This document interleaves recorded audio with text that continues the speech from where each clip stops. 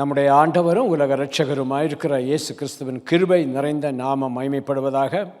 அந்த கிருபை நிறைந்த நாமத்தால் உங்கள் அனைவரையும் நான் வாழ்த்தி ஆசீர்வதிக்கிறேன். கர்த்ததாமே உங்களை ஆசீர்வதிப்பாராக. இந்த மாத வாக்குத்தத்தமாய் தேவன் நமக்கு தந்த வாக்குத்தத்த பகுதி ஏசாயா தீர்க்கதரிசியின் புஸ்தகம் ஐசாயா 60:15 60ஆம் அதிகாரம் 15வது வசனம்.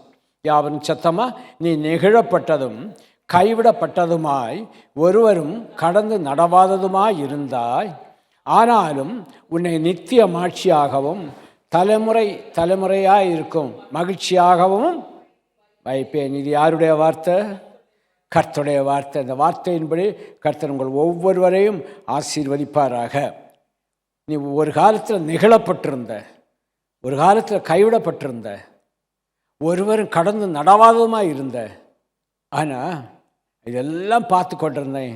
என்னை நோக்கி கூப்பிட்ட வேளையில் உன் சத்தத்துக்கு நான் செவி கொடுத்து உன்னை நித்திய மாட்சிமையாகவும் தலைமுறை தலைமுறையாக இருக்கும் மகிழ்ச்சியாகவும் வைப்பேன் என்று கர்த்தர் வாக்கு கொடுக்கிறார். ஆமேன். கர்த்தருடைய வார்த்தையை விசுவாசியுங்கள், அதன் மேல் நம்பிக்கையை வையுங்கள். நிச்சயமாய் வாக்குத்தத்தத்தை தந்த தேவன் வசனத்தின்படியே உங்களை மகிழ்ச்சியும் தலைமுறை தலைமுறைக்கு மகிழ்ச்சியும் மாட்சிமையுமாக வைப்பாராக. இன்றைக்கு உங்களை பார்த்து ஒரு கேள்வியை கேட்கிறேன், நல்லா கவனிங்க.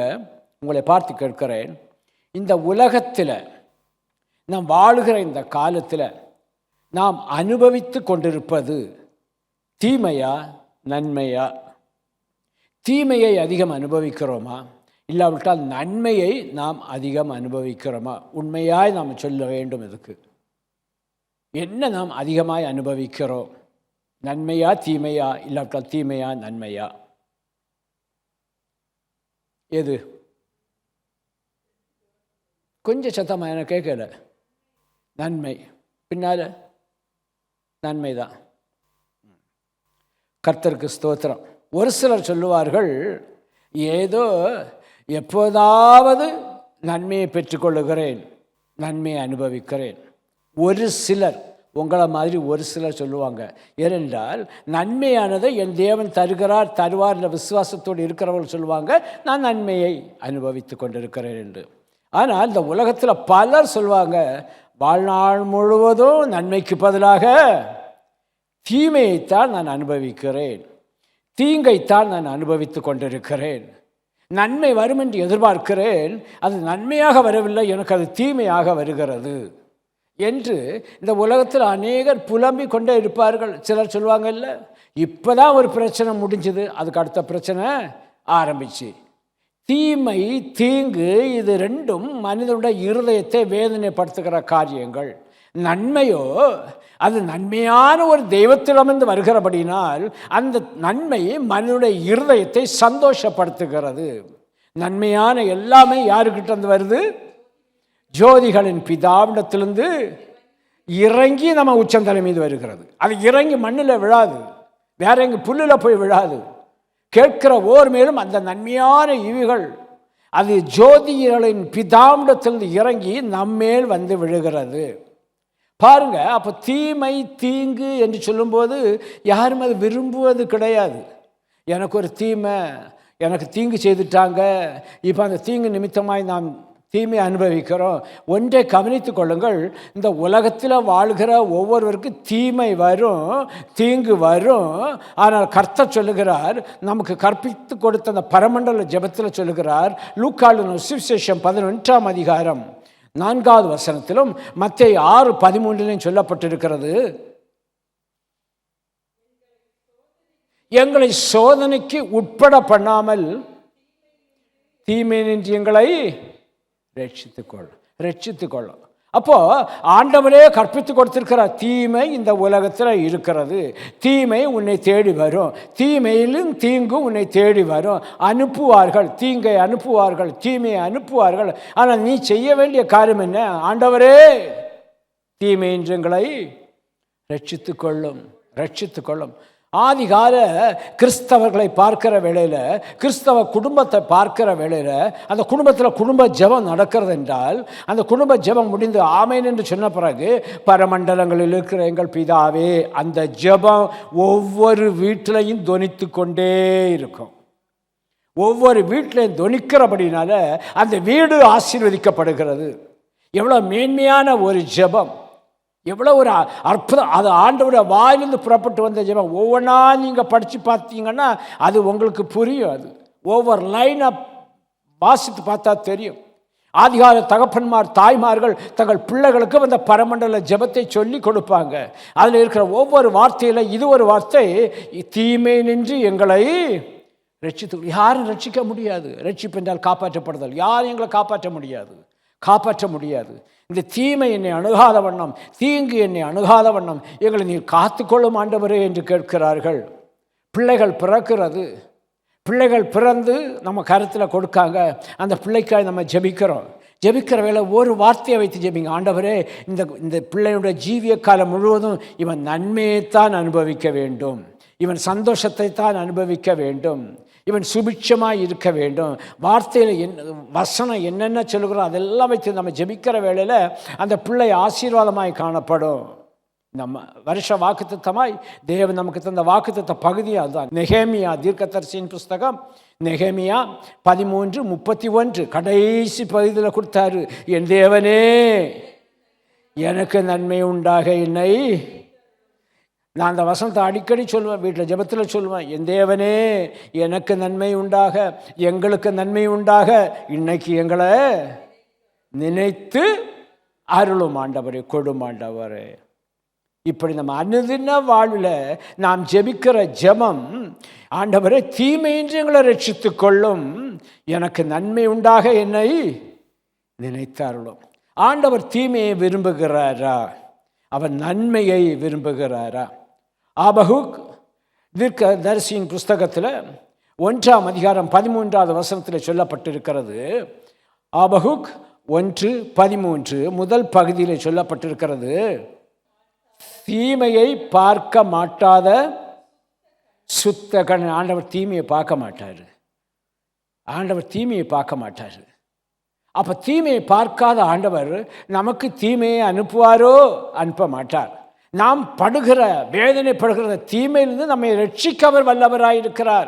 சிலர் தனக்குத்தானே தீமையை வருவித்துக் கொள்ளுகிறார்கள், தனக்குத்தானே தீங்கை வருவித்துக் கொள்ளுகிறார்கள். பொய் நாவு, பொய் உதடு, பொய் பார்வை, குற்றம் செய்கிற கண்கள், குற்றத்தை ஏறெடுக்கிற கிரியைகள், குற்றப்படுத்துகிற கிரியைகள், இவைகள் எல்லாம் தீங்கை அனுப்புகிறது, தீமை அனுப்புகிறது. நல்லாத்தான் போயிட்டுருப்பான். அவனை பார்த்து தன் நண்பர்களோடு பார்த்து சொல்லுவான். வேதம் சொல்லுகிறது, பரியாசக்காரன் உட்காரும் இடத்துல உட்காராது. அவன் பரியாசம் பண்ணுவான், அந்த இருதயத்தை வேதனைப்படுத்துவான். தீமை அவன் அந்த போகிற மனிதன் இவர்களுக்கு எதையும் சொல்ல மாட்டான், அவன் பாட்டுக்கும் போயிட்டே இருப்பான். ஆனால் கர்த்தர் சொல்லுகிறார், நீ அனுப்புகிற தீங்கை நான் பார்க்க மாட்டேன். அது புறப்படுகிற வேளையிலே நான் அதை அழிப்பேன், உன்னை ரட்சிப்பேன். தீமையின்றி எங்களை ரட்சித்து கொள்ளும். நன்மை செய்கிற ஒரு மனிதன் எப்பொழுதும் ஆண்டவர் ஜெபத்தில் போட்டுருங்க, தினமும் ஜெபிங்க. தீமையின்றி என்னை ரட்சித்துக் கொள்ளும் என்று ஜெபியுங்க. இந்த ஜெப சத்தம் எப்பொழுதும் உங்கள் இருதயத்தின் ஆழத்திலிருந்து வெளி வருகிறதோ, உங்கள் வாயிலிருந்து துணிக்கிறதோ, நிச்சயமாய் அங்கே ஒரு ரட்சிப்பை தேவன் கட்டளையிடுவார். ஹல்லேலூயா, ஆமென். ஆக இன்றைக்கு நான் சொல்லுகிறேன், இயேசுவின் நாமத்தினால் சொல்லுகிறேன், பார்த்து கொண்டிருக்கிற ஒவ்வொருக்காயும் சொல்லுகிறேன், கர்த்தர் இந்த தீமை எல்லாவற்றிலும் இருந்து நம்மை விடுவிக்க அவர் வல்லவராயிருக்கிறார். விடுவிக்க போகிறார். கர்த்தர் சொல்லுகிறார். எரேமியா தீர்க்கதரிசியின் புஸ்தகம் 2ஆம் அதிகாரம் 13வது வசனம். எரேமியா 2, ஜெரமையா chapter 2 verse 13. மனுஷனுக்கு தீமை செய்கிறான், ஆனால் மனுஷன் கர்த்தருக்கும் தீமை செய்கிறான். என்ன தீமை? 2:13, என் ஜனங்கள் 2 தீமைகளை செய்தார்கள். என் ஜனங்கள், யாருக்கு ஜனங்க? கர்த்தர். இஸ்ரவேல் ஜனங்கள், ரட்சிக்கப்பட்டவன், அபிஷேகம் வாங்கினவன். அவன் ஆண்டவருக்கு 2 தீமைகளை செய்தானா. இதுவரைக்கும் அவன் ஆசீர்வாதமாக இருந்த வேளையில், ஆசீர்வதிக்கப்பட்ட வேளையில் எப்படி ஆசீர்வதிக்கப்பட்டான்? அடுத்த லைன், ஜீவ தண்ணீரை ஆண்டவர் கொடுத்திருக்கிறார். ஜீவ தண்ணீராகிய ஊற்று அவர் ஜீவ தண்ணீரை கொடுத்திருக்கிறார். இப்போ வேதம் சொல்லுகிறது, ஜீவ தண்ணீர் ஊற்றாகிய என்னை விட்டுவிட்டால். முதல் தீமை அது, முதல் தீமை, தீங்கு, முதல் தீமை. ஜீவ தண்ணீரின் ஊற்றாகிய என்னை விட்டுவிட்டார்கள். ஜீவ தண்ணீர் ஆண்டவராகிய இயேசு கிறிஸ்து. அந்த இயேசு கிறிஸ்துவை இவர்கள் விட்டு விட்டார்கள். காரணம், அந்த ஜீவ தண்ணீரை ஆண்டவருக்குள் இருக்கிற வேளையில் அந்த ஜீவ தண்ணீரை பருகி பருகி பருகி பருகி எல்லா ஆசீர்வாதத்தையும் அவர்கள் பெற்றுக்கொண்டார்கள். இப்போ என்ன சொல்கிறாங்கன்னா, அந்த ஜீவ தண்ணீர் எங்கேருந்து வருகிறதோ, அந்த ஜீவ ஊற்று எங்கேருந்து வருகிறதோ அது எங்களுக்கு வேண்டாம். நான் சம்பாதிச்சேன், நான் வேலைக்கு போனேன், ஓடி ஓடி வேலை செஞ்சேன், அந்த சம்பளத்தின் மூலமாக தான் இந்த வீடை கட்டினேன், அந்த சம்பளத்தின் மூலமாக தான் அந்த காரை வாங்கினேன், அந்த சம்பளத்தின் மூலமாக தான் நான் கல்யாணம் பண்ணினேன், அந்த சம்பளத்தின் மூலமாக எனக்கு வந்த பிள்ளைகளை நான் வழி நடத்தினேன். எல்லாம் நான் நான் நான் சொல்லிட்டார். நீ உலகம் முழுவதும் நீ ஆதாயப்படுத்தினாலும் உனக்கு ஜீவனை நஷ்டப்படுத்திட்டேனா? உனக்கு இப்போ எனக்கு ஆண்டவர் தேவையில்லை, எனக்கு பாளையம் தேவையில்லை, எனக்கு சத்தியம் தேவையில்லை. எனக்கு தெரியும், எங்கள் அப்பா அப்பா அப்பா காலத்திலே நாங்கள் கிறிஸ்தவர்கள். வேதத்தை பற்றி எனக்கு சொல்ல வேண்டாம், வசனத்தை பற்றி எனக்கு சொல்ல வேண்டாம், எனக்கு எல்லாம் தெரியும். ஏன்னா நான் இப்போ ஜீவ தண்ணீர் மூலமாக ஆசீர்வதிக்கப்பட்டிருக்கிறேன். ஆனால் அந்த ஜீவ ஊற்று எனக்கு வேண்டாம். ஜீவ ஊற்று நான் கேட்குறேன், அந்த ஜீவ ஊற்று உன்னால் அடைக்கப்பட்டால் ஜீவ தண்ணீரை நீ எங்கிருந்து பெற்றுக்கொள்வாய்? அது புரியலையே, புரியலையே. ஆண்டவர் அந்த ஜீவ தண்ணீரை வேஸ்ட் பண்ண விட மாட்டார், வெறுமையாய் அனுப்ப விட மாட்டார். அந்த ஜீவ தண்ணீர் எங்கு போகுதோ, அது வனாந்திரத்தில் போனாலும் பாலைவனத்தில் போனாலும் அதை அது செழிப்பாக்கும். ஹல்லேலூயா. நீ எப்படி இருந்தாய்? இதற்கு முன்பாய் எப்படி இருந்தாய்? வேதம் சொல்லுகிறது, நெகிழப்பட்டிருந்தாய், கைவிடப்பட்டிருந்தாய், ஒருவர் கூட எட்டி பார்ப்பதற்கு நாதியற்றவனாய் நாதியற்றவளாய் இருந்தாய். ஆனாலும் கூட ஜீவ ஊற்றாகிய நான் உனக்கு ஜீவ தண்ணீரை கொடுத்து ஆசீர்வதித்தேன், உன்னை மேன்மைப்படுத்தினேன். இப்போ நீ எப்படி இருக்க? இப்போ நீ எப்படி இருக்க? எப்படி இருக்க? நினைத்துப்பார். பிள்ளைகள் ஊருக்கு போயிட்டாங்கன்னா, வயோதிப தகப்பன், ஞானமில்லாத தகப்பன், ஜீவ ஊற்று ஜீவ தண்ணீர் இல்லாத தகப்பன் அந்த பிள்ளைகளை பார்த்து பெருமைப்படுவான். ஆனால் பெருமைப்படுகிற வேளையில் ஒரு வார்த்தை கூட சொல்கிறது கிடையாது. என் ஆண்டவர் என் பிள்ளைகளை ஆசீர்வதித்திருக்கிறார். வேதம் சொல்லுகிறது, உன் பிள்ளைகளின் சொல்லி முடியுங்களே, பிள்ளைகளின் சமாதானத்தை நீ காண்ப. தலைமுறை தலைமுறையாய் உன் பிள்ளைகளை கர்த்தர் புகழ்ச்சியாய் வைத்திருக்கிற. கேட்ட சொல்கிறாங்க, அவன் ஃபாரின் ரிட்டர்ன், ஃபாரின் ரிட்டர்ன். அவன் அங்கே நல்லா கடுமையாக உழைச்சி சம்பாதிச்சிருக்கிறான், நல்லா பண்ணுங்க, கர்த்தருக்கு ஸ்தோத்திரம். ஆனால் என் பிள்ளைங்க ஜீவ ஊற்றாகிய ஜீவ தண்ணீரை பருகி கொண்டிருக்கிறாள் என்று சொல்வதற்கு அந்த தகப்பனுக்கு விருப்பம் இல்லை. என் காதால் நான் கேட்டது. கோயிலுக்கு போகிறான்னா போவான், அப்பப்போ போவான், அப்பப்போ மனைவியும் பிள்ளைகளையும் கூட்டிகிட்டு போவேன். அப்பப்போ ஆண்டவர் தண்ணி ஊற்றினாருன்னா அப்பப்போ அந்த வயிறு நிறையுமா? அப்பப்போ அந்த முகத்தில் மலர்ச்சி இருக்குமா? விட்டார்கள். விட்டுட்டு என்ன சொன்னாங்கன்னா, அதான் கொஞ்சம் முன்னால் சொன்னேன், இது நான் படித்தது, நான் ஃப்ளைட்டுக்கு டிக்கெட் எடுத்தேன், நான் அந்த தேசத்துக்கு போகிறேன், நான் வேலைக்கு ட்ரை பண்ணேன், நான் எனக்கு வேலை கிடச்சிது. இது எதுக்கு அர்த்தம் என்றால், அதுக்கு அடுத்த பகுதி சொல்லியிருக்கு பாருங்க, ஜீவ தண்ணீர் ஊற்றாகி என்னை விட்டு விட்டார்கள், தண்ணீர் நிற்காத தொட்டிகளாகிய வெடிப்புள்ள தொட்டிகளை தங்களுக்கு வெட்டிக்கொண்டு. அந்த தொட்டி வெடிச்சிட்டு இருக்குது, அது அவனுக்கு தெரியலை. அதில் வர தண்ணி ஜீவ தண்ணீர் நினச்சிட்டு இருக்கிறான், அதுவும் அவனுக்கு தெரியலை. இது ஜீவ ஊற்று, அந்த இயேசு எனக்கு அனுப்புகிறான்னு அவன் நினச்சிட்டு இருக்கான். அந்த தண்ணியும் கிடையாது.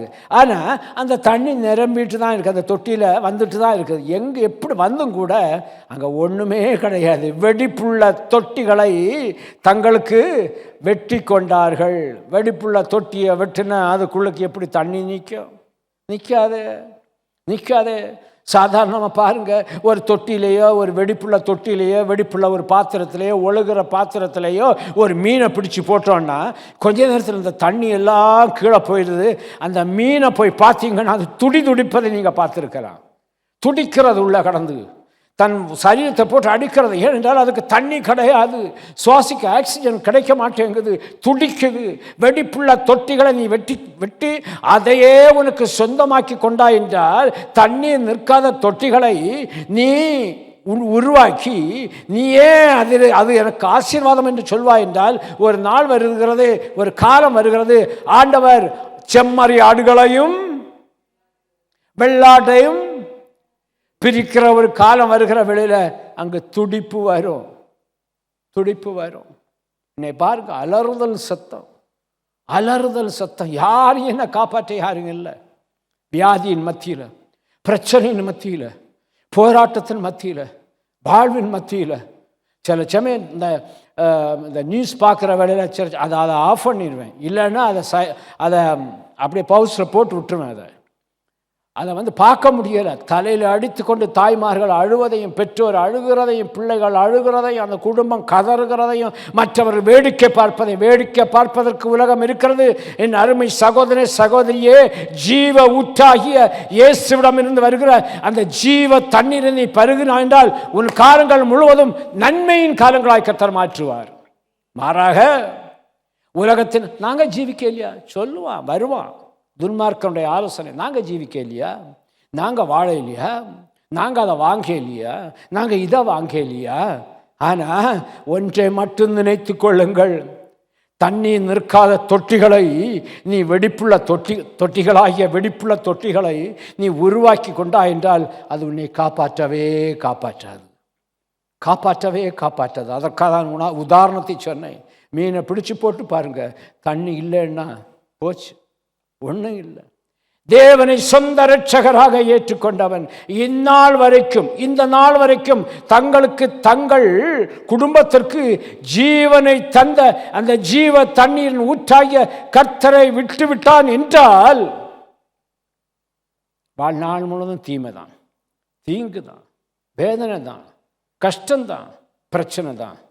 ஆனால் இன்று இந்த தீமையிலிருந்து, தீங்கிலிருந்து, இந்த ஒருவேளை இது அறியாமையில் இருந்தாலும், துன்மார்க்கனுடைய ஆலோசனையாக இருந்தாலும், பாவியோட வழியாக இருந்தாலும், பரியாசக்கார உட்காரும் இடமாக இருந்தாலும் கர்த்தர் ஜெயத்தை தர வல்லவராக இருக்கிறார். பாஸ்டர், ட்ரினிட்டி வேர்ல்ட் சபையில் உண்மையை சொல்லுகிறேன், ட்ரினிட்டி வேர்ல்ட் சபையில் இருந்த வேளையில் எங்கள் குடும்பத்தில் ஜெபம் உண்டு.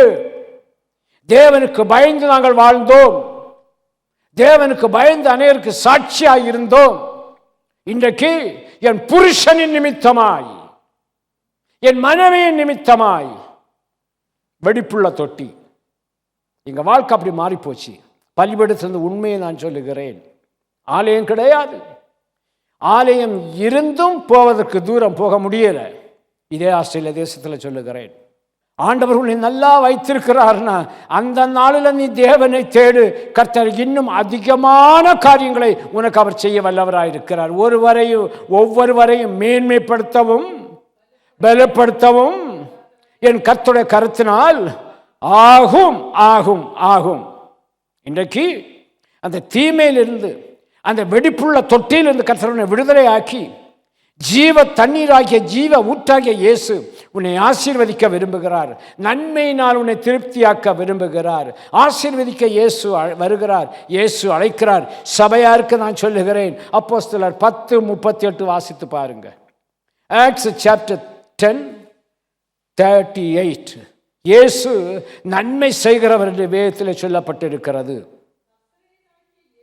நசனாகிய இயேசுவை பரிசுத்த ஆவியினாலும் வல்லமையினாலும் ஒன்றை நினைத்துக் கொள்ளுங்கள். ஜீவ ஊற்றாகிய ஜீவ தண்ணீர் உங்களிடத்தில் வருகிறது என்றால் அது பரிசுத்த ஆவியினாலும் வல்லமையினாலும் அபிஷேகம் பண்ண. சாதாரண ஒரு மனுஷன் வருகிறான்னா அவன் வெடிப்புள்ள ஒரு தொட்டி, அவங்ககிட்ட எதுவுமே கிடையாது. ஆனால் ஆண்டவராகிய பிதாவாகிய தேவன் இயேசுவை பரிசுத்த ஆவியினாலும் வல்லமையினாலும் அபிஷேகம் பண்ணினார்.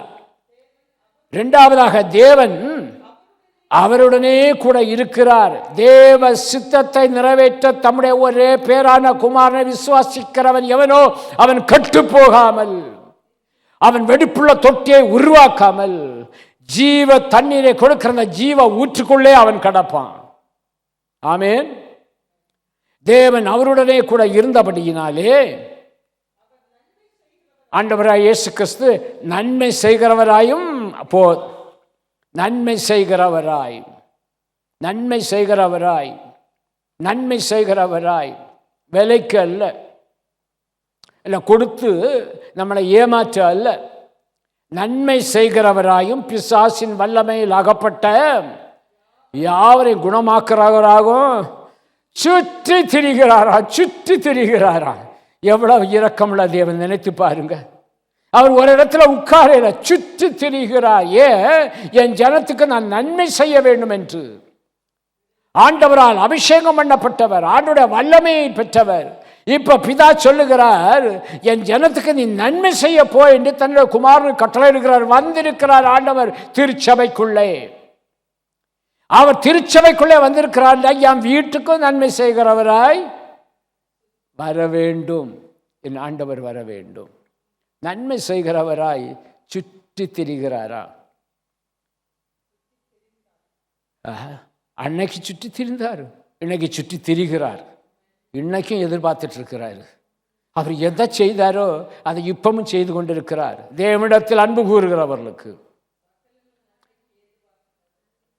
அந்த ஜீவ ஊற்றில் போய் 2 கையினாலே அந்த ஜீவ தண்ணீரை எடுத்து பருகிறவனுக்கு வசனம் சொல்லுகிறது. அப்ப பருகிறவன் யார்? தேவனிடத்தில் அன்பு கூறுகிறவன். ஜெபிக்கிறவன் யாரு? தேவனிடத்தில் அன்பு கூறுகிறவன். ஆண்டவரை துதிக்கிறவன் யார்? ஆண்டவரிடத்தில் அன்பு கூறுகிறவன். ஆண்டவரை மகிமைப்படுத்துகிறவன் யார்? அவன் ஆண்டவரிடத்தில் அன்பு கூறுகிறவன். அன்பு அன்பு அன்பு. ஆண்டவரை எது வந்தாலும் பரவாயில்ல, ஆண்டவரே நான் உண்மையில் அன்பு கூறுகிறேன்.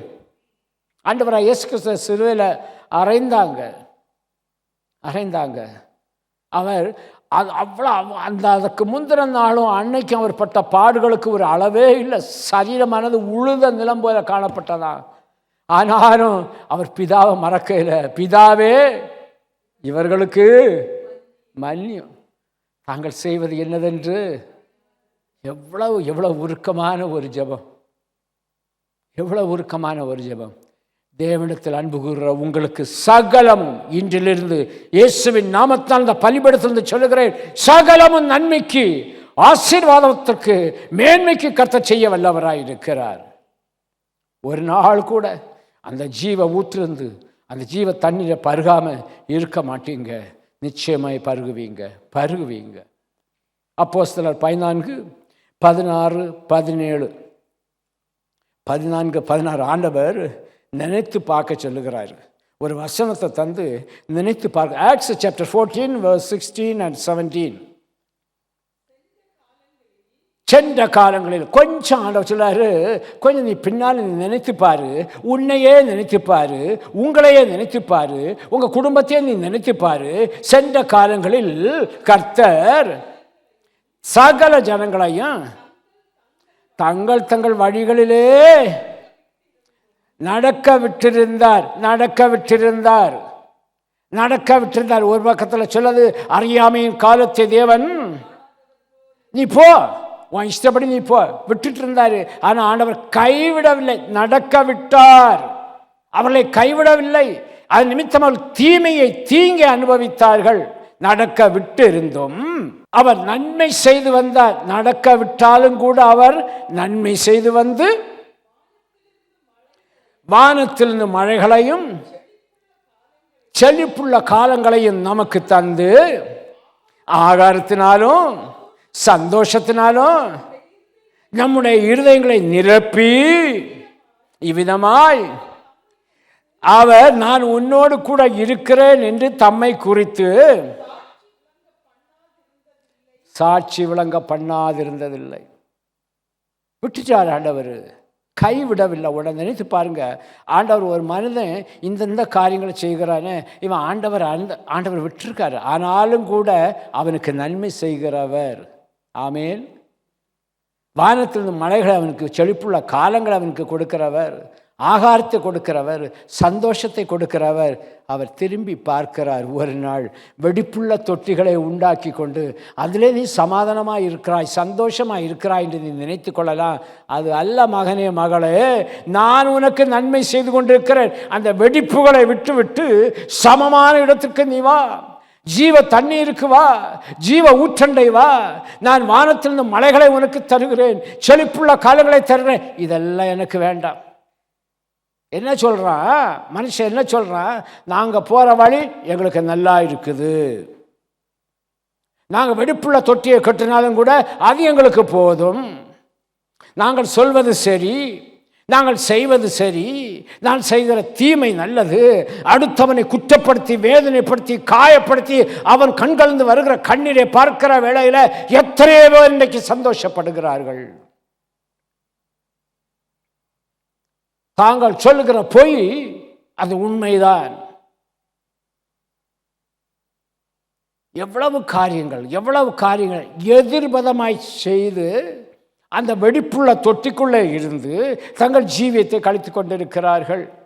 அதனால் ஆண்டவர் சொல்கிறாரு, இப்படியெல்லாம் இருந்தும் கூட நான் உனக்கு நன்மை செய்கிறேன். யூதாஸ் காட்டி கொடுத்தான், காட்டி கொடுக்க வந்திருக்கிறான். ஆண்டவர் அவனை பார்த்து என்ன சொன்னார்? ஒரு வார்த்தை, சத்தமா, சிநேகிதனே, சிநேகிதனே. எவ்வளவு கூனி குறுகி போயிருப்பான் பாருங்க. இத்தனை வருஷம் 3.5 வருஷம் நீ என் கூட இருந்த, இப்ப முத்தத்தினால என்ன காட்டி கொடுக்க போகிற? சிநேகிதனே, சிநேகிதனே. எவ்வளோ ஒரு பரிதாபமான வெடிப்புள்ள தொட்டியை உண்டு பண்ணிட்டான். முடிவு, அந்த வெடிப்பே அவனை அழுத்தி விட்டது, கொன்று போட்டது. பரிதாபமான ஒரு நிலைமை. நீ பிறந்ததை விட பிறவாமல் இருந்தா நலமாயிருக்குமே, நலமாயிருக்குமே. இன்னைக்கு சில பெற்றோர் தங்கள் பிள்ளைகளை பார்த்து அப்படி தான் சொல்கிறாங்க, ஏன் பெத்தனோ தெரில, அதனால் நான் எவ்வளோ வேதனை, வளர்க்க வேண்டிய விதத்தில் நான் வளர்த்துருந்தேன், நான் நல்லா இருந்திருக்குமே. விட்டுட்டாங்களே. நேற்று ஒழுங்காக எழும்பி நடக்க தெரியாத ஒரு குழந்தை, நாங்கள் 2 பேரும் காரில் போயிட்டுருக்கும்போது பார்த்தோம். நடக்க தெரியாத பிள்ளை, அப்பான்னு கூப்பிடும், மம்மின்னு கூப்பிடுமா, டேடின்னு கூப்பிடும், அது கூட தெரியாது. ஆனால் அதுக்கு கையில் இருக்குது என்னது? ஃபோன், செல்ஃபோன் இருக்குது. அது குனிஞ்ச ஒரு டிராஃபிக் லைட்டில் நிற்கிறோம், அது தலை இப்படி தான் இருக்குது, பார்த்துட்டே இருக்குது. அது கொடுத்தோன்னே அந்த தாய்க்கு ஒரு சந்தோஷம். சில வேளை டிராஃபிக் லைட்டில் நிற்கிறாங்க, கார் போகிறதும் தெரியலை, வர்றதும் தெரியலை, தன் பிள்ளைகள் பக்கத்தில் நிற்கிறதும் தெரியலை, ஆனால் மெய்மறந்து ஃபோனில் பேசிகிட்டு இருக்காங்க. அந்த இடத்துலையும் கூட நான் உனக்கு நன்மை செய்தேன், உன் பிள்ளைகளை பாதுகாத்தேன், ஒரு விஷயம் என்னை நோக்கி பார்க்கக்கூடாதா? கர்த்தர் கேட்கிறார், உனக்கு நன்மை வேணுமா, தீமை வேணுமா? எவ்வளோ பரிதாபமான ஒரு காரியம். ஒரு மனிதன் ஆண்டவரை தேடி வருகிற எல்லாருக்கும் தெரிந்த ஒன்று தான், அதை உங்களுக்கு சொல்ல நான் விரும்புகிறேன். யோவான் எழுதின சுவிசேஷம் 1ஆம் அதிகாரம் 45 முதல் 50 வரைக்குள்ள வேத பகுதியை வாசித்து பாருங்க. ஒரு அருமையான வேத பகுதி. John chapter 1 verses from 45 to 50. பிலிப்பு நாத்தான்வேலை கண்டு நியாயப்பிரமாணத்திலே மோசேயும் தீர்க்கதரிசிகளும் எழுதியிருக்கிறவரை கண்டோம், அவர் யோசேப்பின் குமாரனும் நாசரேத் ஊரானுமாகிய இயேசுவே என்றார். பைபிளில் மோசேயுடைய நியாயப்பிரமாணத்தில் தீர்க்கதரிசிகள் எல்லாரும் எழுதியிருக்கிறத படிச்சிருக்கிறத நாங்கள் கண்டோம். அவர் யாருன்னா யோசேப்பின் குமாரனாகிய நாசரேத் ஊரானுமாகிய நசரனாகிய இயேசு என்றான். உடனே நாத்தான்வேல் கேட்குறான், நாசரேத்திலிருந்து யாதொரு நன்மையும் எனக்கு கிடைக்குமா என்றான். அதற்கு பிலிப்பு வந்து பார் என்றான். இப்போ இதற்கு உள் அர்த்தத்தை பார்க்குற வேளையில் நான் நினைக்கிறேன், நாத்தான்வேல் தீமையை அனுபவித்து கொண்டு இருந்திருப்பான் போல் இருக்குது. இதில் சொல்லல, அவன் கேட்குறான், ஏதாவது ஒரு நன்மை கிடைக்குமா, உண்டாக கூடுமா அப்படின்னு கேட்குறான்னா அதுக்கு அர்த்தம் என்ன? டாக்டரை பார்க்க போகிறான் ஒரு மனிதன், எதுக்கு போகிறான்? டாக்டர் நல்லா இருக்காரான்னு கேட்க போகல, தான் நல்லா இல்லை அதனால் அங்கே போகிறான். இவன் கேட்குறான், யாதொரு நன்மை உண்டாக கூடுமா கூடுமா. உடனே பிலிப்பு சொல்லுகிறாரு, வந்து பார். ஏனென்றால் நன்மைகள், ஆசீர்வாதங்கள், மேன்மைகள் பெற்றனால தான் பிலிப்புக்கு பேர் வேதத்தில் எழுதப்பட்டிருக்கிறது. அந்த பிலிப்பு சொல்லுகிறார், நீ வந்து பாரு. நான் சொல்லி ஒரு எக்ஸ்பிளைன் பண்ணி நான் அது இதுன்னு சொல்லுவதை விட நீ வந்து பாரு, நீ வந்து பாரு, நீ வந்து பாரு. வெடிப்புள்ள தொட்டிகளை உருவாக்கி கொண்டு அந்த வெடிப்புள்ள தொட்டி என் குடும்பத்தை காப்பாற்றும், என்ன காப்பாற்றணும் சொல்லி கொண்டு இருப்பாய் என்றால் தீங்கு அனுபவிப்பாய், தீமை அனுபவிப்பாய். ஜீவ தண்ணீர் கொடுக்கக்கூடிய அந்த ஜீவ ஊற்றண்டை வருவாய் என்றால் நீ வந்து பார்த்தால் அங்கு ஆசீர்வாதத்தை பெற்றுக் கொள்வாய். ஆமேன்.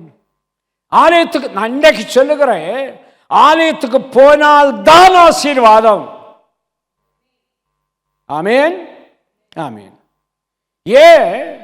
ஆலயத்தில் தான் நன்மை வருகிறது, ஆலயத்தில் தான் ஆசீர்வாதம் வருகிறது. எனக்கு பைபிளை படித்து பார்த்தேன், எனக்கு புரியலை. ஏன் ஆண்டவர் தேவ செய்திக்குன்னு ஒரு நேரத்தை ஆலயத்தில் கொடுத்திருக்கிறாரு? அறிந்து கொள்ள, தெரிந்து கொள்ள, புரிந்து கொள்ள, அதன்படி நடக்க. இந்த ஸ்தலத்தில் செய்யப்படுகிற ஜெபத்திற்கு என் கண்கள், என் காதுகள் இருக்குது இருக்குது. சொன்னது நமக்காக சொன்னார், சொன்னதை கர்த்தர் நிறைவேற்றுவார். எத்தனை பேருடைய கண்ணீரை தேவனுடைய ஆலயத்தில் தேவன் துடைத்திருக்கிறார் தெரியுமா? எத்தனை பேர் வியாதிகளை தேவன் துரைத்திருக்கிறார் தெரியுமா? எத்தனை பேர் ஏமாந்த காலத்தில் ஏமாந்து போய் உலக ஆலோசனை கேட்டு கீழ்ப்படைந்து அதன்படி நடந்தவர்கள் எல்லாம் தேவனுடைய ஆலயத்துக்குள் வந்த பிறகு எவ்வளவோ ஆசீர்வாதம், எவ்வளோ மேன்மை தெரியுமா? ஆனால் வெடிப்புள்ள தொற்றுகளை உருவாக்கி கொண்டு வீட்டை குப்பமேடாக்கி இருதயத்தை கடினப்படுத்தி குடும்பத்தில் அன்றைக்கு இருந்த ஜெபம் இன்னைக்கு இல்லை, குடும்பத்தில் அன்றைக்கு இருந்த அன்பு இன்னைக்கு இல்லை, குடும்பத்தில் அன்றைக்கு இருந்த அந்த செழிப்பு இல்லை. நீ வந்து பார், கர்த்தர் மறுபடியும் உன்னை ஆசீர்வதிப்பார். ஹல்லேலூயா. அதனால தான் ஆண்டவர் சொன்னார், வசனத்தின் மூலமாய் ஆண்டவர் விளக்கினார். என்ன சொன்னார் ஆண்டவர்? நீ இப்படி ஓடியும் கூட, இப்போ அங்கங்கே அலைந்தும் கூட நான் உனக்கு என்ன செய்திருக்கிறேன்? நன்மை செய்து வந்திருக்கிறேன். வானத்திலிருந்து மழையை பொழிய பண்ணியிருக்கிறேன். செழிப்புள்ள காரியங்களை உனக்கு தந்திருக்கிறேன். நினைத்துப்பார், நான் உன்னை ஆசீர்வதிக்கப் போகிறேன். 47வது வசனம், இவர் வந்து பாருன்னு சொன்னார். அந்த பிலிப்புக்கு வார்த்தையை கேட்டு நாத்தான்வேல் உடனே பிலிப்போடு கூட போகிறான். இயேசு நாத்தான்வேலை தம்மிடத்தில் வர கண்டு அவனை குறித்து, அந்த நாத்தான்வேலை குறித்து, இதோ அவன் வந்து பார்க்கறதுக்கு தான் வந்தான், எனக்கு ஏதாவது கிடைக்குமா என்று வந்து பார்க்கறதுக்கு தான் அவன் வந்தான். வந்தவனை பார்த்து இயேசு சொல்லுகிறார், 3 பெயர்களை இட்டு அவனை அழைக்கிறார். அவனுக்கு 3 பெயர்களை ஆண்டவர் கொடுக்கிறார். இதோ கபடற்றவன், உத்தமன், இவன் ஈஸ்வரன். ஆண்டவர்கிட்ட போனா இந்த ஆசீர்வாதம் தான் கிடைக்கும். உன் ஜீவிய காலம் முழுவதும் நீ கபடற்றவன் தான், நீ உத்தமனாக இருப்ப. இஸ்ரவேலன் நான் உன்னை ரட்சிக்கிறேன் என்றார் என்றார். எவ்வளோ ஒரு ஆசீர்வாதம் பாருங்க. எனக்கு ஏதாவது கிடைக்குமா, ஏதாவது கிடைக்குமா? வழிப்போக்க 2 பேர் இருந்து இயேசுவே எங்களுக்கு உதவி செய்யணும்னு கேட்டான். அந்த வழிப்போக்கன் யாரு? பிச்சை எடுக்கிற வழிப்போக்கர்கள். எங்கேயாவது ஒரு இடத்துல கொண்டு உட்கார வைப்பாங்க, பிச்சை எடுப்பான். அம்மா பிச்சை, ஐயா பிச்சை, தாயே பிச்சை போன்னு கேட்பான். அன்றைக்கு அவருடைய வார்த்தை மாறுகிறது. இயேசுவே தாவீதின் குமாரனே எங்களுக்கு இறங்கும், எங்களுக்கு இறங்கும். வார்த்தை மாறுகிற வேளையில் அங்கே ஆசீர்வாதம் உண்டு. சிலவங்க புலம்பிட்டு இருப்பாங்க, அன்னையிலேருந்தே இன்னை வரைக்கும் இந்த பிரச்சனை தான், இந்த பிரச்சனை தான், அந்த பிரச்சனை தான், இதுதான் உன் பிரச்சனை. நீ ஆண்டவற்றை கொடு, கர்த்தர் அழைக்கிறார். தீமையை அனுபவித்து கொண்டிருந்த அந்த நாத்தான்வேலை பார்த்து சொல்லுகிறான், அவன் வாயாலே கேட்கிறான், ஏதாவது நன்மை எனக்கு கிடைக்குமா, ஏதாவது நன்மை கிடைக்குமா. அவன் இருதயத்தை பார்க்கிற ஆண்டவர் சொல்லுகிறார், வருகிறான் அல்லவோ இவன் கபடற்றவன், இவன் உத்தமன், இவன் இஸ்ரவேலன் என்றார். உன்னை நாத்தான்வேல் கேட்கிறான், என்னை எப்படி ஆண்டவரை அறிவீர் நீர்? 48வது வசனம். அதற்கு நாத்தான்வேல், நீர் என்னை எப்படி அறிவீர் என்றான். இயேசு அவனை நோக்கி, பிலிப்பு என்று சொல்றான், நீ வந்து பார். இந்த சத்தம் ஆண்டவராகிய இயேசுவின் காதுகளிலே தொனிக்கிறது. ஒரு ஆத்துமாவை பார்த்து நீ வந்து பார் என்று சொல்வீர்கள் என்றால் அந்த வார்த்தை இயேசுவின் காதுகளிலே தொனிக்கிறது. ஹல்லேலூயா. நீ ஜெபி, இயேசுவின் காதுகளிலே தொனிக்கிறது. Glory to God, glory to God. நீ வந்து பார். ஒரு சின்ன வார்த்தை தான் சொல்லுகிறாரு. அந்த பிலிப்பு உன்னை அழைப்பதற்கு முன்பே நீ அத்தி மரத்தின் கீழ் இருக்கும்போது உன்னை கண்டேன் என்றார். கண்டேன் என்றார். எவ்வளவு ஒரு அருமையான பாட போறேன். 25ஆம் தேதி கண்டேன் என் கண்கோளிர. இது ஆண்டவர் பாடணும். கண்டேன் என் கண்கோளிர, என் பிள்ளைகளை கண்டேன் என் கண்கோளிர. எவ்வளோ ஆசீர்வாதமாக இருக்கும் இல்லையா? ஆண்டவருக்கு சத்தம் வல்லமை உள்ளது. அப்படியே கர்த்தர் உங்களை ஆசீர்வதிப்பார். Glory to God. நீ அத்தி மரத்தின் கீழ் இருக்கும்போது உன்னை கண்டேன் என்றார். அதற்கு நாத்தான்வேல், நீர் தேவனுடைய குமாரன், நீர் இஸ்ரவேலின் ராஜா என்றார். சொல்லிட்டு ஒரு ஆசீர்வாதத்தை கர்த்தர் கொடுக்கிறார். இன்னைக்கு சொல்லுகிறேன், இயேசுவின் நாமத்தால் சொல்லுகிறேன், அந்த ஜீவ ஊற்றண்டை சென்று அந்த ஜீவ தண்ணீரை நீங்கள் பருக ஆரம்பித்தீங்கன்னா கர்த்தர் ஒரு மேன்மையான நன்மையை உங்களுக்கு வைத்திருக்கிறார். அந்த 50வது வசனத்தின் கடைசி பகுதி, இதிலும் பெரிதானவைகளை காண்பாய் என்றார். நான் சொல்லலை, கர்த்தர் சொல்லுகிறார். ஒவ்வொருவருக்கும் தருகிற இந்த ஆசீர்வாதத்தை, இதிலும் பெரிதானவைகளை காண்பீர்கள். ஆமென். ஏனென்றால் அவர் நன்மை செய்கிற ஒரு தெய்வம். தீங்கு அனுபவித்து என் சரீரமெல்லாம் உருகி போய்விட்டது, என் சரீரம் நெகிழ்ந்து போய்விட்டது, என் சரீரம் கைவிடப்பட்டு விட்டது, ஒருத்தன் கூட எட்டி பார்க்க மாட்டேங்கிறான், என்னை பார்க்கிறவன் அருவருப்பாய் வைக்கிறான். இன்னைக்கு சொல்லுகிறேன், அவனுக்கு மேலாய் கர்த்தர் உன்னை உயர்த்தி காண்பிக்க போகிறாய். நீ இதுவரைக்கும் சிறிதான காரியங்களை பார்த்தாய், உன்னை வேதனைப்படுத்துகிற குற்றப்படுத்துகிற காரியங்களை பார்த்தாய். இனி நான் உனக்கு செய்ய போகிறது என்பதால் இதில் பெரிதானவைகளை நீ காண்பாய். உன் வார்த்தையை கர்த்தர் ஆசீர்வதிக்கிறார், உன் நடையை கர்த்தர் ஆசீர்வதிக்கிறார், நீ கையிட்டு செய்கிற சகல காரியங்களை கர்த்தர் ஆசீர்வதிக்கிறார். குடும்பத்துக்குள்ள நீ ஆசீர்வதிக்கப்பட்டவள். காரணம், கர்த்தர் பெரிதான காரியத்தை உனக்கு செய்து முடித்து நீ அவளை பார்க்கும்படியாக கர்த்தர் உன்னை ஆசீர்வதிக்க போகிறார். நாம் ஜெபிப்போமா? நம்ம எல்லாரும் எழுந்து நிற்போம். இதிலும் பெரிதானவைகளை நீ காண்பாய். அடிக்கப்பட்டேன், நொறுக்கப்பட்டேன், தீமை அனுபவித்துக் கொண்டிருக்கிறேன், தப்புவிக்க வழி தேடுகிறேன். ஒருத்தன் வந்து உங்ககிட்ட சொல்றான், நீ ஒரு வெடிப்புள்ள தொட்டி, உலக ஆலோசனை கேட்டு அதன்படி நீ செய், அங்கு ஆசீர்வாதம் உண்டு. ஆனால் ஆரம்ப காலத்தில் தெரியாது உனக்கு, அந்த வெடிப்புள்ள தொட்டியிலேயே தன் ஜீவனை விட வேண்டிய ஒரு சூழ்நிலை வரும். ஆனால் கர்த்தர், நீ தொட்டியும் கட்ட வேண்டாம், எதுவும் செய்ய வேண்டாம், நீ என்ன செய் என் மகனே மகளே, ஜீவ ஊற்று உனக்கு தெரியுதில்ல, அங்கே ஜீவ தண்ணீர் வருகிறது உனக்கு தெரியுதில்ல, அந்த தண்ணீரை நீ பருகி கொண்டே இருப்பாய் என்றால் இதிலும் பெரிதான நன்மைகளை நீ காண்பாய், நீ எடுப்பாய், நீ அவைகளை புசிப்பாய், மற்றவர்கள் நீ ஆசீர்வாதமாய் மாறுவாய். சிறுமைப்பட்டவருடைய ஜெபத்தை கேட்கிறவர், புறக்கணிக்கப்பட்டவருடைய ஜெபத்தை கேட்கிறவர் நம்முடைய ஆண்டவர். எல்லாரும் ஜெபத்தில் இருங்க. எஸ்ரா தீர்க்கதரிசி சொல்லுகிறான், எஸ்ரா 8ஆம் அதிகாரம் 22வது வசனத்தில் சொல்லுகிறார், எங்கள் தேவனுடைய கரம் தம்மை தேடுகிறவர்கள் எல்லார் மேலும் அவர்களுக்கு நன்மையாய் இருக்கிறது. அவன் கண்ணால பார்த்தவன் சொல்லுகிறான், தேவனுடைய கரம் அவன் தம்மை தேடுகிற எல்லார் மேலும் அது நன்மையாக இருக்கிறது. தேடுகிறீர்களா? தேடுகிறீர்களா? ஆண்டவரே என்று கூப்பிடுகிறீர்களா? என் தகப்பனே வாரும் என்று அவரை அழைக்கிறீர்களா?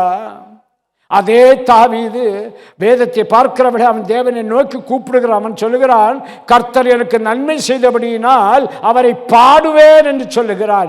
மகிழ்ச்சியில, சந்தோஷத்துல, சமாதானத்தில் அவனுடைய இருதயம் நிரம்பி இருக்கிறது. அவன் சொல்லுகிறான், கர்த்தர் எனக்கு நன்மை செய்தபடியால். எவ்வளவு உபத்திரவத்தை அனுபவித்தான். ராஜாவாய் அபிஷேகம் பண்ணின பிறகும் கூட அந்த அரியணையில உட்கார முடியாமல் அவன் எங்கெல்லாம் ஓடினான், எங்கெல்லாம் இருந்தான். எத்தனையோ பேர் அவனை கொல்ல பார்த்தாங்க. சொந்த மகனே அவனை கொல்ல பார்த்தானே.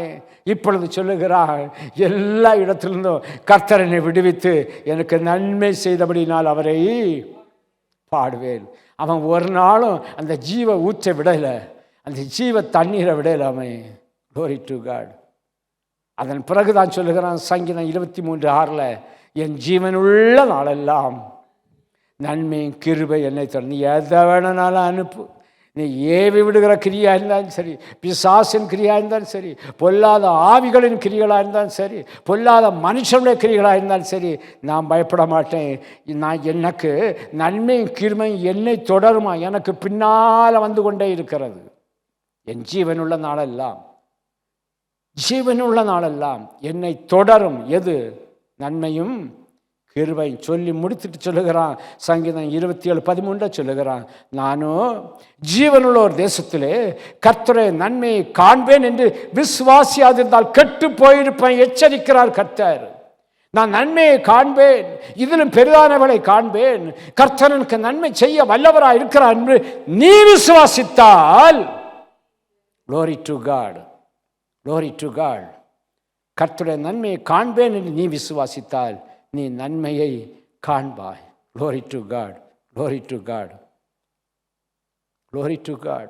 இன்றைக்கும் கூட தேவனுடைய ஆலயத்தில் தேவனை ஆராதித்து துதித்து மகிமைப்படுத்தி கொண்டிருக்கிற ஒவ்வொருவருக்கும் கர்த்தர் சொல்லுகிறார், பரிசுத்த ஆலயமாகிய தமது வீட்டின் ஆலயத்தின் நன்மையால் கர்த்தர் உங்களை திருப்தி ஆக்குவாராக, திருப்தி ஆக்கப் போவாராக. ஒவ்வொருவருக்காக ஜெபிக்கிறேன், திருப்தி ஆக்குவாராக. சகரியா 9:12, இரட்டிப்பான நன்மை, இரட்டிப்பான நன்மை தந்து இதிலும் பெரிதானவைகளை காண்பாய். விசுவாசிக்கிறீங்களா? விசுவாசிக்கிறீங்களா? Glory to God. எங்கே யாரோ ஒரு ஆள் தீமை அனுபவித்து கொண்டிருக்கிறாள் செய்தி உங்களுக்கு வருகிறது என்றால் உடனே, ஆண்டவரே அந்த ஆள் அனுபவித்து கொண்டிருக்கிற அத்தனை தீமைகளையும் நீ நன்மையாய் மாற்றும் ஆண்டவரே, நன்மையாய் மாற்றும் கர்த்தாவே. முதல்ல தன்னை குடும்பத்துக்காக ஜெபியுங்க. குடும்பத்தில் வியாதி உள்ளவர்கள் உண்டு, பிரச்சனைகள் உள்ளவர்கள் உண்டு, போராட்டத்தில் இருக்கிறவர்கள் உண்டு, ஆபத்தில் இருக்கிறவர்கள் உண்டு, ஹாஸ்பிட்டலில் அட்மிட் பண்ணவர்கள் உண்டு, மரணத்துக்கு போராடி கொண்டிருக்கிறவர்கள் உண்டு. Glory to God. தரித்திரர் உண்டு, கடன் பிரச்சனையில் இருக்கிறவர்கள் உண்டு, இருமாப்பில் ஜீவிக்கிறவர்கள் உண்டு. Glory to God. நம்மை குற்றப்படுத்துகிற, காயப்படுத்துகிற, வேதனைப்படுத்துகிற ஆவிகள் உண்டு. ஜெபியுங்க, ஜெபியுங்க. எனக்கு நான் விரும்புவது எது தெரியுமா? என் ஜீவன் உள்ள நாளெல்லாம் நன்மையும் கிருபையும் தான் எனக்கு வேணும் கர்த்தாவே. அந்த நன்மையும் கிருபையும் தருகிற ஜீவ தண்ணீராகிய அந்த ஜீவ ஊற்றண்டை நான் வந்திருக்கிறேன் ஆண்டவரே. நான் பருக போகிறேன் ஆண்டவரே, பருக போகிறேன் ஆண்டவரே. அப்பா இயேசுவே, மனிதன் கேட்கிறானே அப்பா, உம்மட்ட வந்து கேட்கிறாரே, நாசரேத்திலிருந்து எனக்கு ஒரு நன்மை உண்டாகுமா? நசனாய் இயேசுவின் நாமத்தினால் சொல்லுகிறேன், நன்மை உண்டாகும், நன்மை உண்டாகும். ஹல்லேலூயா.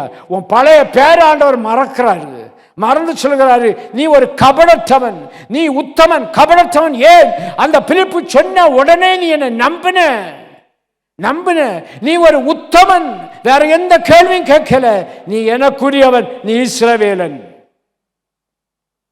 நீ இதிலும் பெரிதானவைகளை காண்பாய். பரலோக பிதாவே, இயேசுவின் நாமத்தினால ஜெபிக்கிறேன் ஆண்டவரே. இந்த உலகத்தில் ஆண்டவரே, உம்முடைய பிள்ளைகள் எவ்வளவு கஷ்டப்படுறாங்க ஆண்டவரே, எவ்வளவு போராட்டத்தின் பாதையில் வந்து கொண்டிருக்கிறாள் ஆண்டவரே. வியாதி, துன்பம், துக்கம், துயரம், குடும்பத்திலே பகை, வேதனை, தினமும் சண்டை. ஆண்டவரே, ஒரு விடுதலை கிடைக்காதா? விடுதலை கிடைக்காதா? தீமை எங்களை வருகிறது, தீங்கு எங்களுக்கு வருகிறது, ஒரு விடுதலை கிடைக்காதா? இதற்காக பரிகாரம் தேடி மனிதனை தேடி ஓடுகிற வேளையில வெடிப்புள்ள தொட்டிகளை காண்பிக்கிறான் ஆண்டவரே. அந்த வெடிப்புள்ள தொட்டி நிமித்தமாய் துடிதுடிக்கிறார்கள் அப்பா. காப்பாற்ற ஒருவரும் இல்லை, கை கொடுத்து தூக்கிவிட ஒருவரும் இல்லை, கடந்து நடவாதவர்கள் ஒருவரும் இல்லை, நெகிழப்பட்ட நிலைமையில் காணப்படுகிற ஒருவரும் இல்லை, கைவிடப்பட்டவர்கள் அந்த சூழ்நிலையில் இருக்க என்னை காப்பாற்ற ஒருவரும் இல்லை என்று ஆண்டவரை கலங்கி தவிக்கிற, வேதனைப்பட்டு கொண்டிருக்கிற, தினம கர்த்தாவே தினமும் துக்கப்பட்டு கண்ணீர் வடித்து கொண்டிருக்கிற ஒவ்வொருவருக்காய் ஜெபிக்கிறேன் கர்த்தாவே. இயேசுவே, எங்களை சோதனைக்கு உட்பண்ணாமல் தீமையின்றி எங்களை ரட்சித்துக் கொள்ளும். உம்முடைய வார்த்தையின்படி, உம்முடைய ஜெபத்தின்படி, நீர் சொல்லி கொடுத்ததன்படி ஆண்டவரே, உம்மை நோக்கி பார்க்கிற ஒவ்வொருவருக்கும் கர்த்தர் விடுதலை தரும்படியாக ஜெபிக்கிறேன் அப்பா, ஜெபிக்கிறேன் ஆண்டவரே. இன்றைக்கும் கூட ஆண்டவரை என் ஜனத்துக்கு நன்மை செய்கிறவராய் நீர் சுற்றி திரிகிறீர். எந்த கதவு திறந்திருக்கிறதோ, எந்த இருதய கதவு திறந்திருக்கிறதோ அதற்குள்ளே பிரவேசித்து என் ஜனத்தை நீர் ரட்சிக்கும்படியாய் நான் ஜெபிக்கிறேன் ஆண்டவரே. என் ஜனத்தை நீர் ஆசீர்வதிக்கும்படியாய் ஜெபிக்கிறேன் அப்பா, ஜெபிக்கிறேன் ஆண்டவரே. உம்முடைய வார்த்தையின்படி, வசனத்தின்படி என் ஜனத்தை ரட்சித்து நீர் ஆசீர்வதிக்கும்படியாய் நான் ஜெபிக்கிறேன் ஆண்டவரே. ஒரு விஷயம் நினைத்து பாரும் அப்பா, ஒரு விஷயம் கண்ணோக்கி பார்க்கும்படியாக ஜெபிக்கிறேன். இங்கே சொல்லுகிறீரே, நாத்தான் வேலை பார்த்து சொல்லுகிறீரே, உன்னை பிலிப்பு அழைப்பதற்கு முன்பே உன்னை கண்டேன் என்றேரே. உம்முடைய கண்கள் காண்கிற கண்கள், உம்முடைய கண்கள் தேடுகிற கண்கள், உம்முடைய கண்கள் ஆசீர்வதிக்கிற கண்கள். அதற்காக உமக்கு ஸ்தோத்திரம் ஆண்டவரே. என் ஜனத்தை ரட்சியும் ஆண்டவரே, என் ஜனத்தை காப்பாற்றும் கர்த்தாவே. ஆண்டவரே, பரிசுத்த ஆலயமாகிய உம்முடைய வீட்டின் ஆலயத்தின் நன்மையினால ஆண்டவரை திருப்தியாக்கும்படியாய் உம்முடைய ஜனங்களை மறுபடியுமாய் திருச்சபைக்குள்ளே கொண்டு வரும் ஆண்டவரே. அன்றைக்கு நான் அப்படி இருந்தேன், ஆண்டவருக்குள் அப்படி இருந்தோம். இன்றைக்கு வெடிப்புள்ள தொட்டி. எவ்வளவுதான் ஆசீர்வாதம் வந்தாலும், எவ்வளவுதான் நன்மை வந்தாலும், எவ்வளவுதான் காரியங்கள் நிறைவேறினாலும் எல்லாம் கர்த்தாவே அந்த வெடிப்புகள் வழியாக வெளியேறி போகிறதே, பிரயோஜனமற்றதாக இருக்கிறது என்று கலங்குகிற உம்முடைய பிள்ளைகளுக்காக வருகிறேன் கர்த்தாவே. குடும்பத்திலே சமாதானம் இல்லை, பிள்ளைகளை நினைத்து வேதனை, பெற்றோரை நினைத்து வேதனை, வயோதிபரை நினைத்து வேதனை. கர்த்தர் அழைக்கிறார். நாசரேத்திலிருந்து உனக்கு நன்மை வர வேண்டுமா, நன்மை வேண்டுமா? கர்த்தர் அழைக்கிறார். அங்கு வந்தாய் என்றால் இதிலும் பெரிதானவர்களை நீ காண்பாய். கர்த்தர்களை ஆசீர்வதிக்க சித்தமுள்ளவராய் இருக்கிறார். வந்திருக்கிற ஆண்டவரே, ஒரு விஷயம் நினைத்தலும் கர்த்தாவே, ஒரு விஷயம் நினைத்தலும் கர்த்தாவே. சகோதரனே, சகோதரியே, இரட்டிப்பான நன்மையினால் திருப்தியாக்குகிறவர் உன் தேவன், மறந்து விடாதே. ஹல்லேலூயா, ஹல்லேலூயா. உன் ஜீவனுள்ள நாளெல்லாம், ஜீவனுள்ள தேசத்தில் நீ நன்மைக்குள் வாழப்போகிறாய். கர்த்தர்களை ஆசீர்வதிக்கப் போகிறார். ஜனங்களை ஆசீர்வதிங்க ஆண்டவரே. பொறுப்படுத்திக் கொள்ளுங்க. வருஷ கடைசியில் வந்திருக்கிறோம் கர்த்தாவே, வருஷ கடைசியில் வந்திருக்கிறோம் கர்த்தாவே. வெறுமையான பாத்திரமாய் ஒரு புது ஆண்டுக்குள் செல்லக்கூடாது ஆண்டவரே. நிரம்பி வழியக்கூடிய பாத்திரமாய் என் தேவனே எனக்கு நன்மை உண்டாக என்னை நினைத்தாலும் என்று உம்மை நோக்கி கூப்பிடுகிற வேளையில் அது ஒரு ஆசீர்வதிக்கப்பட்ட பாத்திரமாய் மாற்றி புதிய ஆண்டுக்குள் கடந்து செல்ல தேவன் கிருபை செய்யும், ஆசீர்வதியும் பொறுப்படுத்திக் கொள்ளும். ஒவ்வொருவரையும் கர்த்தர் ஆசீர்வதிக்கிறேன் கர்த்தாவே. கர்த்தருடைய வார்த்தைக்காக உமக்கு நன்றி செலுத்துகிறேன் கர்த்தாவே. என் ஜெபத்தை தள்ளாமலும் உம்முடைய கிருபை எங்களை விட்டு விலக்காமலும் இருக்கிற தேவனுக்கு ஸ்தோத்திரம் அப்பா, ஸ்தோத்திரம் அப்பா, ஸ்தோத்திரம் அப்பா. இயேசுவின் நாமத்தில் பிதாவே, ஆமேன். இருதயத்தின் மீது கருத்தை வைத்து சத்தமா என் ஆத்துமாவே கர்த்தரை ஸ்தோத்தரி, என் முழு உள்ளமே பரிசுத்த நாமத்தை ஸ்தோத்தரி. என் ஆத்துமாவே கர்த்தரை ஸ்தோத்தரி, கர்த்தர் செய்த சகல உபகாரங்களையும் மறவாதே. ஆமென். நம்முடைய ஆண்டவராகிய இயேசு கிறிஸ்துவின் கிருபையும் பிதாவாகிய தேவனுடைய அன்பும் பரிசுத்தாவியானுடைய ஐக்கியமும் இன்றும் என்றும் சதா காலங்களிலும் உங்கள் அனைவரோடும் கூட இருப்பதாக. ஆமேன், ஆமேன். கர்த்தர் உங்கள் எல்லாரையும் ஆசீர்வதிப்பாராக.